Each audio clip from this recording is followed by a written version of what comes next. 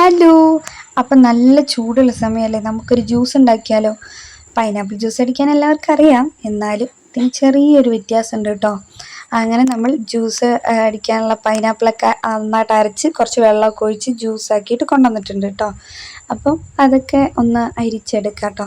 നമ്മൾ അനൂക്ക് ഇങ്ങനെ പൈനാപ്പിളിൻ്റെയൊക്കെ ഓട്ടം പോകുമ്പോൾ ഒന്ന് രണ്ട് പൈനാപ്പിളൊക്കെ നമുക്ക് കിട്ടും കേട്ടോ. അങ്ങനെയാണ് ഇതൊക്കെ കിട്ടിയത്. നല്ല പൈനാപ്പിളായിരുന്നു കേട്ടോ. കൊണ്ടുവന്നപ്പോൾ അത്ര പഴുപ്പില്ലായിരുന്നു. ഇപ്പോൾ 2 ദിവസം വെച്ചപ്പോൾ നന്നായിട്ട് പഴുത്തു. പക്ഷെ ചെറിയൊരു പുളി ഉണ്ടായതുകൊണ്ട് കുറച്ചും കൂടെ മധുരം ഇട്ടിട്ട് ഞാൻ വെള്ളം ഒഴിച്ചിട്ടല്ലേ അടിച്ചേ, അപ്പോൾ ചെറിയൊരു പുളി ഉണ്ട് കേട്ടോ. പക്ഷെ നല്ല മധുരം ഉണ്ടായിരുന്നു. എന്നാലും കുറച്ച് മധുരം ഇട്ടു, പുളിയൊന്ന് മാറാൻ വേണ്ടിയിട്ട് കേട്ടോ. അപ്പോൾ അങ്ങനെ അതൊക്കെ റെഡി ആയിക്കഴിഞ്ഞ് ഇതാണ് നമ്മളെ ഒരു സാധനം കൂടി ഞാൻ ചേർക്കുന്ന പറഞ്ഞില്ലേ, സോഡ കേട്ടോ. സോഡ, നല്ല തണുത്ത സോഡ വാങ്ങിക്കൊണ്ട് വന്നിട്ട് ഫ്രിഡ്ജിൽ വെക്കും നമ്മൾ. നാരങ്ങ ലൈം സോഡയൊക്കെ ഉണ്ടാക്കി കുടിക്കാറുണ്ട് കേട്ടോ. അപ്പോൾ ഈ ജ്യൂസിലേക്ക് കുറച്ച് സോഡ ഒഴിച്ചിട്ട് ഉച്ചക്ക് കുടിച്ചപ്പോൾ ഉണ്ടല്ലോ, നല്ല ടേസ്റ്റ് ഉണ്ടായിരുന്നു കേട്ടോ. ഞാൻ ഐസ് ക്യൂബും കാര്യങ്ങളൊന്നും ഇട്ടിട്ടില്ല, കാരണം തണുപ്പ് പറ്റൂല.